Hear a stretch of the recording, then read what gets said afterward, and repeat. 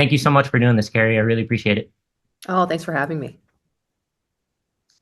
So I always like to start with this question. I always just find it interesting to like understand a little bit about, what was the seed that was planted for you, or that thing that made you realize or made you kind of fall in love with this medium in the first place? Like what really started your journey in those early days?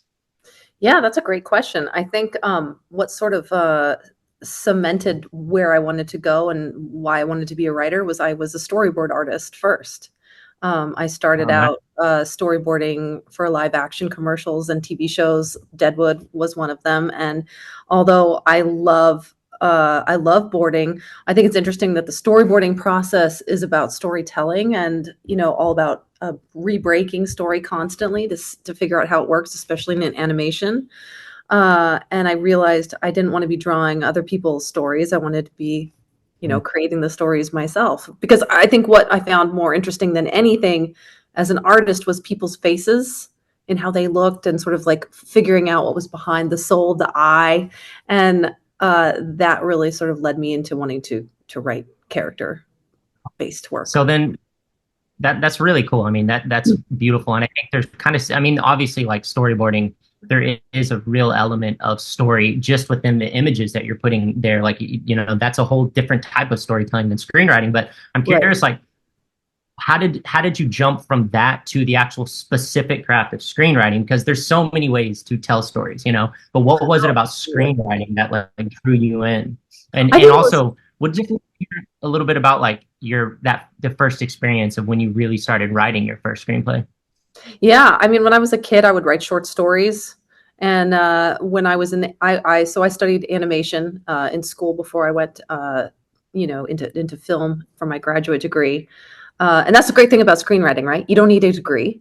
You need to Yeah. just write. But I think it was falling in love with the characters and building those character arcs and looking for those turns in story and those surprises and drawing from real life experiences is what made me interested in actually writing. I was an avid reader. I was a huge Tolkien fan. I was a huge, Foundation fan. I love Ender's Game. I love, the gamut of sci-fi and fantasy. And so I was wanting to build those worlds myself and inhabit them with characters that I created.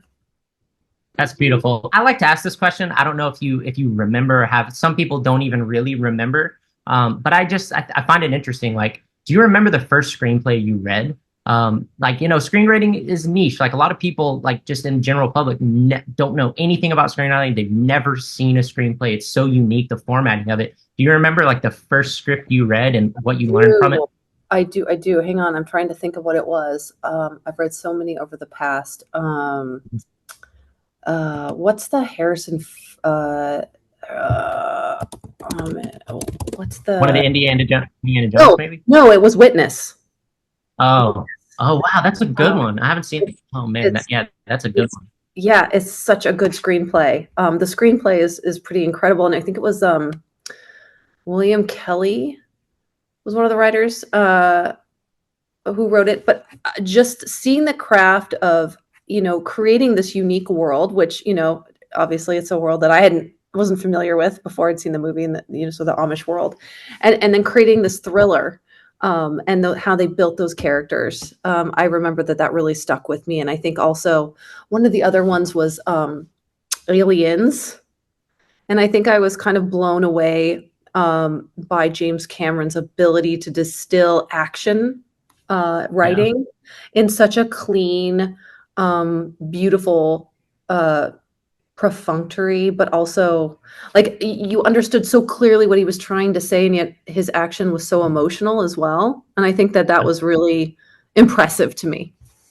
Yeah, 100%. I mean, I think that's part of what makes James Cameron. So a lot of people don't even realize he writes his screenplays. Like, a lot of people don't Yeah, realize that, but I think that is what makes him so good. Is his action is very emotional and so tied to the actual specifics of the character arc. totally. Um, Jane Espenson and was another writer that I followed early on in my career and was just obsessed with her work.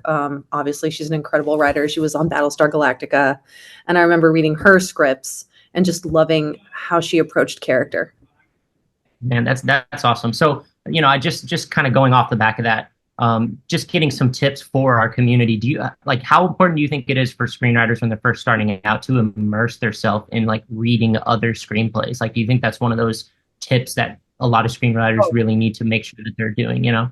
Yeah, I think like just in, I'll equate it to my previous work as a storyboard artist or a visual artist. Like, when you're first starting out in visual art, you kind of emulate the people that you're studying, whether it's Italian masters or whether it's like, people that are in animation, you sort of emulate their work. And I think it's really important to understand how people write and how they break it down. For example, I've had bosses, when you first start out as a young staff writer, your job is trying to emulate your boss's work, and sort of get the tone of a show that you're writing. So whether your first job as a staff writer or whether you're just starting out as a regular, just as writing on your own, I think it's really great to see how do people break out action? What are the hooks that they sort of get? I remember following a writer for the first time, and it was someone that I'd worked with, but in his outlines, he would start out with Sarah, with being in bold. And it's like you draw you into that, whether they're writing an outline or not, but it's just a little shorthand to understand immediately I'm with that character or on this person or off this person, when you're ending your scene. So those little tricks of the trade, I think, are really important. And in fact, sometimes I've gone back and studied, screenwriters that I admire, some of them that we had just talked about, to see how do they really approach that scene, and how long is it, or how sort of they moving in and out of it, how are they building, and how are they building up tension and then getting out of the scene. Yeah, So I yes. love to hear all. Yeah, that's awesome. I mean, it is so specific, like how different screenplays can be, and the style of every writer is so unique and different. Hmm. Even for myself, that's why I love doing these interviews because it always gets me like motivated and makes me like re-fall in love with this stuff. Like hearing you say, "Oh, that's like, man, okay, I need to get more serious about going back and reading some of my favorite Me screenplays." too. Yeah. Okay, so you're talking a little bit about process, and I Mhm. definitely like want to hear a little bit about your process. You're talking about writers' rooms, would love to hear about some of your experiences. But I'd love to hear just a little bit about like how you kind of really got started in this industry. Like, how did you go from studying animation? What was that first opportunity you got? Like, when did you really start getting your foot in the door? I'd love to hear a little bit about your journey. Yeah, I mean, I think I got, the great thing about this business is you don't need a degree. You prove your worth by the work that you do on the job. And so I did go to school and grad school, but I just say that because I think it's so important. And if I had to redo it, I wonder, would I've even gone to school? Because I think the best on-site training is by doing and learning on set. If you want to be on set as a writer producer, and also writing, and reading other scripts, and you don't need to go to school to do that. Although it's nice to have accountability groups, and it's nice to have a mentor. I had two incredible mentors. But so your question was, how did I first get started? So I was on movies and TV as like PAs, a production assistant, gophering around scripts, probably revealing my age before it was always common to just, send things online. But also, and because crypt, like at that point, people were very wary of sending things online. But I think I transferred that and I got really serious. I wanted to be in television. I love working with other people. And I love that collaboration. I think two heads are always better than one. And when you get to work together to sort of build that cake with all those ingredients, the cake being the script, you learn a lot by working with other people. And so I joined a management company and was the receptionist. And then I was on a desk of two managers, television managers. And I think I would, there's no one way to skin a cat. That's the great thing about this business. Whatever way you get in, whether it's through, a screenplay contest and getting notoriety and interest, that's a wonderful way in. In fact, I think what changed my life was the Warner Brothers Writers Workshop, which no Oh, longer exists. But when I was on a desk, I wrote, I wrote spec scripts, which are existing shows, but my own episode. And then I wrote pilots, original, TV scripts, and I would continue to send them to writing competitions because it is really hard to wow. break in. And I think what happened when I got into the Warner Brothers Writers Workshop was they helped mentor me in a really incredible way. And then I was assured, if I prove my worth by my work, a spot on a staff writing spot on a TV show. That was my really big way in. But to backtrack for 2 seconds, just so you have context, I worked for 7 years scheduling people's calendars, getting coffee, and filling food pantries. And I think that the really important thing in this business, because look, everybody wants, you know, to be a writer, director, producer, whatever it is. But the biggest, I think the way to get noticed is to do the job that you have currently, not the job you want, but to do the job you have currently in the best, most efficient, incredible, badass way you can. That's what gets you noticed and appreciated. I love that. I love hearing that. Like that's I was gonna ask you like how, like how many spec scripts did you write, but 7 years you said. I mean, that's beautiful. Like it's such a good reminder to hear this. Like, and it definitely is something that I've know it's definitely a common factor with people I interviewed, that persistence and like that mentality of do the job that you have, be appreciative, do the job you have as good as you can, because of course, how you do something is how you do anything. So it's a great reminder. And Absolutely love to hear. by the time I had gotten into that workshop, I'd been on my management desk for I think 3 years, and then I had been on shows as writers' assistants, in the room for 3 years. But I got those jobs because I was networking on the desk that I had with other assistants who works at agencies and management companies, hearing about openings, oh, this writer's looking for an assistant, or this writer's looking for assistant, or this one needs a show assistant. And I had to interview, 10 times to just get one job. So I know it's hard. I know it is. But yes, Yeah. like you said, persistence is key. Yeah, well, I love that. It's a great reminder to hear that, and that's beautiful. I'm wondering. There's two branches I'm kind of wanting to take. I definitely want to like hear about your process. There's so many tips that I always get, and that our community gets when actually diving a little bit deep into the process. But I mean, you've worked in some great writers' rooms. I mean, Severance is like one of the best shows of recent time. Do you know like what's going on with season 2? By the way, I don't know if you Ooh, can talk about it, but I don't know if I can talk about that. okay, well, it's like when is season 2 coming out? Like I heard it was like it's 2024. It was in production, but anyway, Mhm. um, Yeah, they should I be guess wrapping so. up. Now, I would love to hear. So I'd love to hear. I mean, there's definitely a lot of writers in our community who are very interested in TV writing, and obviously the industry is kind of insane right now. But there's a lot going on in TV. There's so many streamers. There's so many good shows coming out right now. But I'd love to hear a little bit about like your experience in writers' rooms.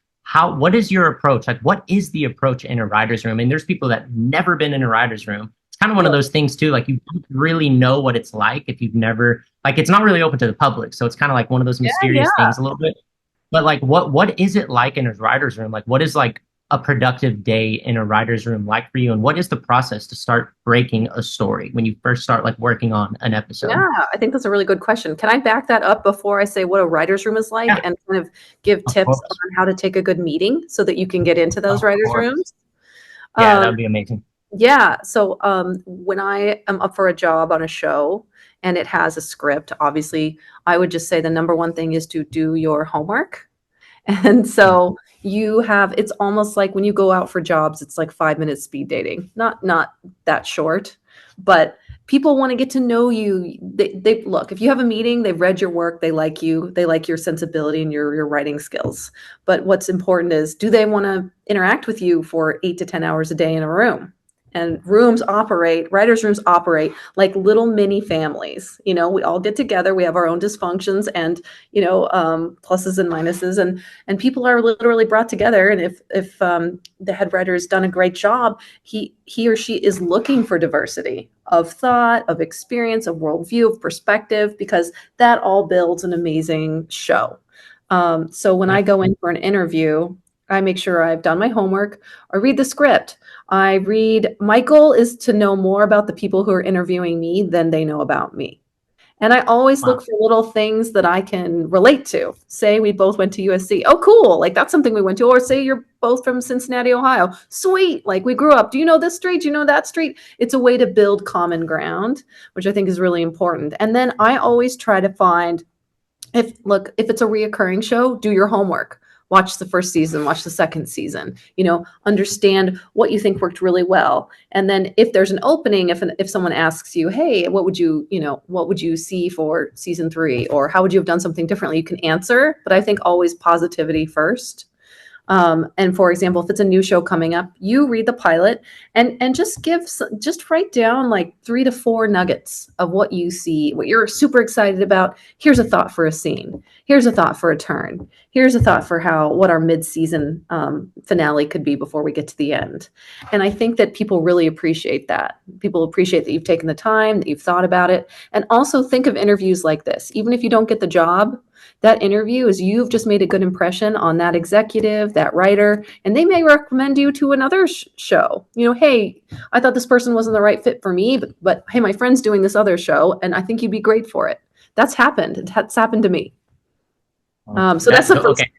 Okay. That is a great, like, that needs to be a freaking blog post. Like, there's some actually really great tips there. I mean, even just like you saying your goal is to do your research on the person interviewing you to know them better than you. That's a really, really great tip. That's awesome. Well, I'm gonna have to come back. I'm about to write that stuff down and like pull it out in bullet points. But anyway, yeah, that's amazing. Thank you for that. Yeah. But yeah, if you don't mind, like, would love to just kind of hear a little bit about what it's actually like in a writer's room. Yeah. So, you get together from like 10 a.m. till 5, 6, 7, depending on, where you are, how much workload you have. You sit around a table all day. And I think, some people do Zooms, which is great.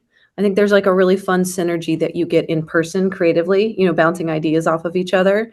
But here's how the writer's room works. So I'm just going to take you through, say we just all started. This is a brand new show.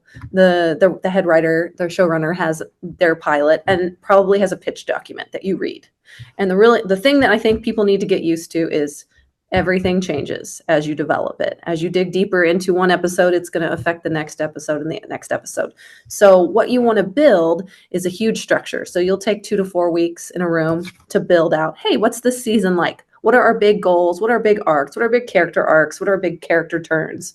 And then you will go pitch that to the studio and network. And if they approve of it, then you continue on. And then you sort of break out, here are the rough spots in our season. This is going to happen in episode 5. Oh, this is going to happen in episode 8. Always things move to the left on the board. I'm imagining a huge board here, where we like write everything down with magnetic, cards that stick to magnetic whiteboards. Then you can shuffle things around. But the idea is, all right, now we're going to get into this episode, and hopefully we've talked about our characters and what we want for them and let the characters really drive the story. It's always like a balance between plot and character. But when those things can work together, I think that's a huge benefit, because I think plot without character isn't interesting, right? We tend to like sort of burn out our olfactory sense, creatively. It's like you don't feel anything anymore. And I think the biggest thing that you want to ask yourself in the room when you're working with other people is, how am I going to make our audience feel a thing? Not just know a thing, but like feel it and experience it, because that's what brings people back. So as we talk about that and developing character, then we start breaking down everything. Once we've got those rough, shapes down, we break episode to episode to episode. And what's funny is you'll find, oh, we had it all figured out in the season break. We knew this was going to happen in 5, and now whoop, it gets pulled to 3.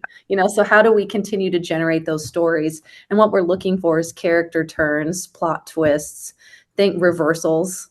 So like, I was just working on a project, and I'm just going to use this as a very simple example, but someone was searching for the MacGuffin. Well, if they're searching for the MacGuffin all episode, they shouldn't be able to find it by the end of the episode, right? Just when you think they're going to get to it, it's gone, which is just a very simple reversal. Or if this person thinks this terrible thing is happening to her, how do we twist it?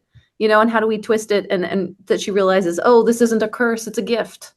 So those are some of the internal things that we work on. And once that happens, once an episode is broken, a writer is assigned to go write the outline. And then that outline gets back into the room. We all table it so we can, put our best foot forward. All, 3 heads better than one theory. I love getting notes from other writers. It's like, oh, cool, thanks for that. Or how did I make that better? How did we make that? How can we make this better?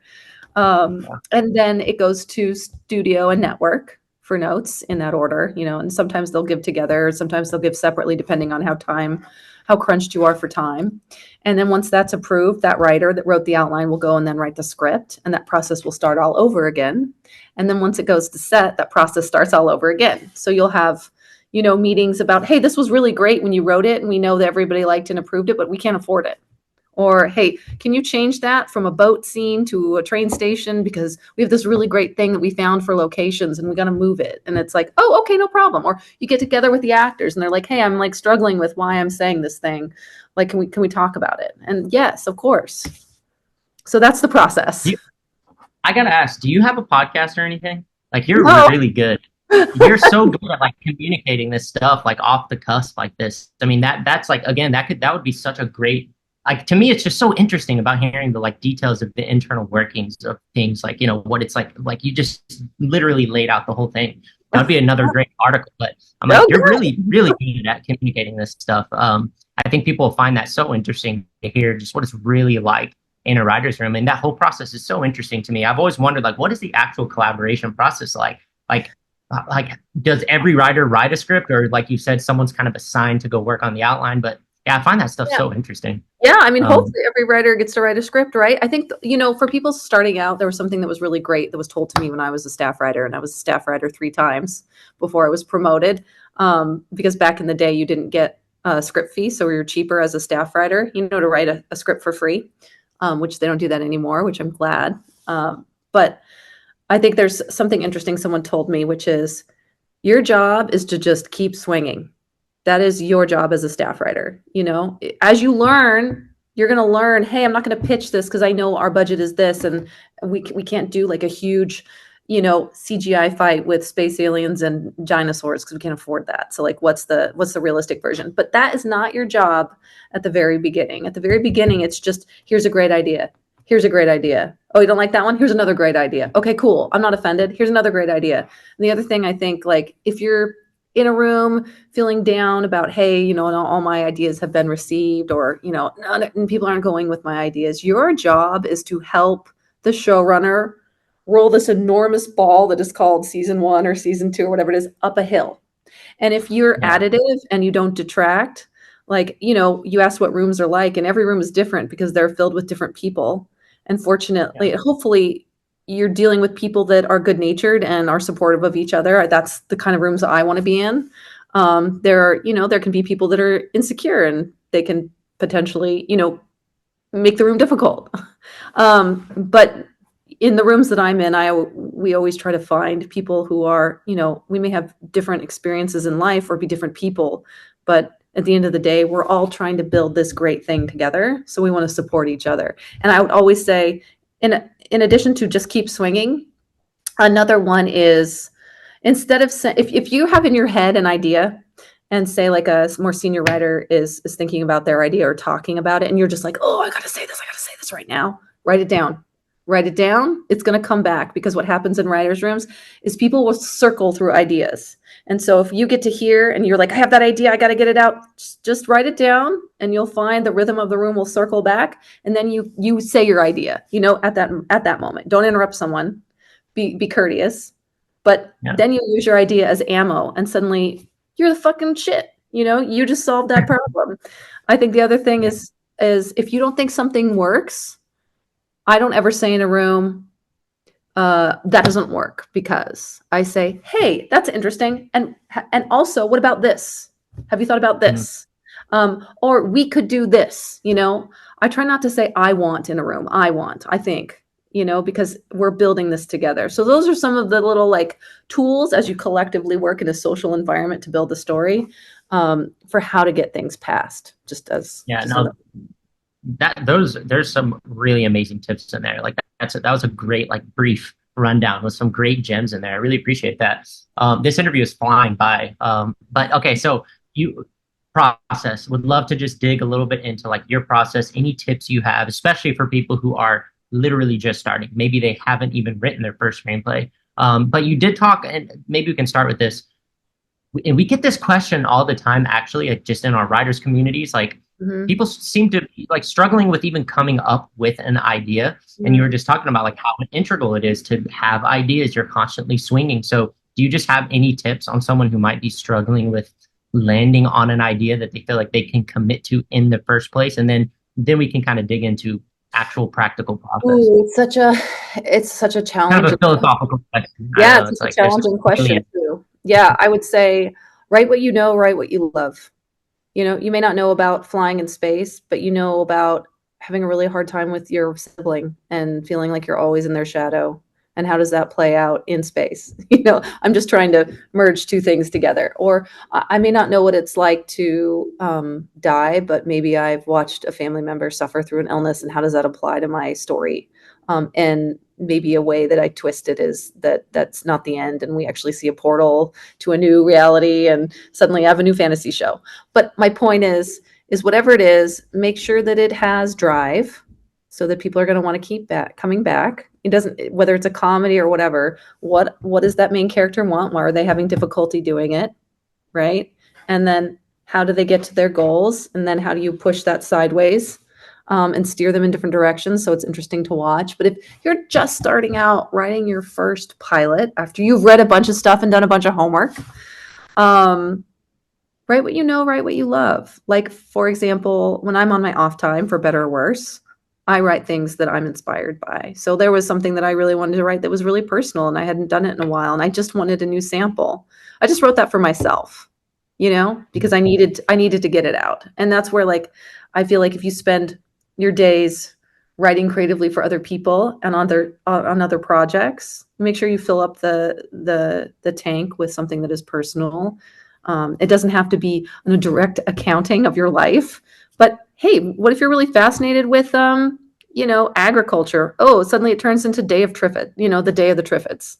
So I'm just saying, take things that you're interested in, take things that you like, take things that speak to you, put them down on paper. Love it. I love that. Yeah, I love thinking about that. I mean, write what you know is one of those things that's misconstrued sometimes. Like people think Yes. you have to literally write what you know, but I think you just like beautifully summed it up.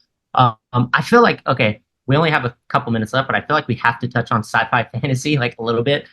Just a quick question, like for people who are like really interested in that specific genre, do you have any kind of general tips on how you approach sci-fi fantasy as opposed to like a really intimate like character drama? Is there anything kind of different that you think about when it comes to like these grand worlds that you're building? Like, do you have any specific approaches to it?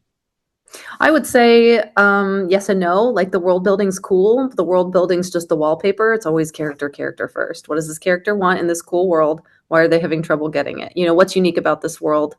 Um, for example, I think I was just, because it's just fresh in my mind.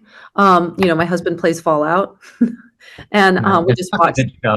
Yeah, God, we I just just watched the adaptation, and it's like, yeah, okay, that's why does the show work so well? Okay, well, it's very clear. There's a very simple MacGuffin through the whole season, but that allows then for germination of really interesting characters, three characters that you revolve around. It's like, oh, okay, well, we took someone that like survived in real time this event, then we took someone who is from a world that has never seen the world above, and then we take a character who's lived in that world, been born into that world, and how do all of those three people collide? I mean, that's an interesting storyline, and they all yeah, want the same thing, but why? And then yeah. from there that generates character story, just as an example.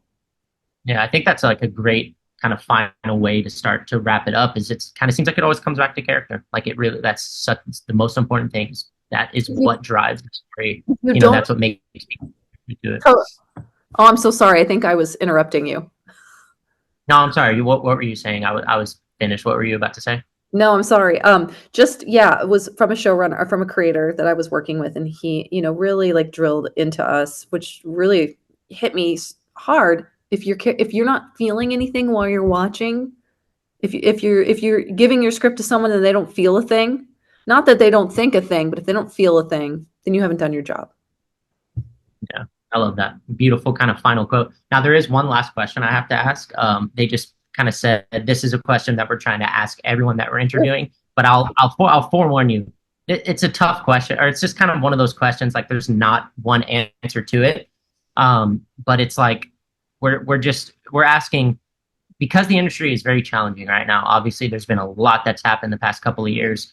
Like, what do you, if you had to kind of distill one piece of advice down to writers in the tough industry right now, who are actually very, very committed and very serious to getting their work seen, like what one piece of advice would you give? Write what you know, write what you love. It doesn't matter. The industry doesn't matter. What matters is that you write something that's interesting, exciting, new, and compelling. Your job is not to get that sold as a show when you're first starting out. If you do, my hat off to you, please hire me. But if you look at it as people are hungry for unique voices that have specificity and that are exciting and taking them to places that they've not read before or heard before. And that human experience, that emotional experience. If you can do that in your script, that's what people are looking for. They're going to hire you as their staff writers. They're going to hire you as their script coordinators, as their writers' assistants. They're going to, you don't want to buy your material. That is still, I think, the key to getting in. It doesn't matter if the industry is contracting for you. It doesn't matter if people are only buying procedurals right now.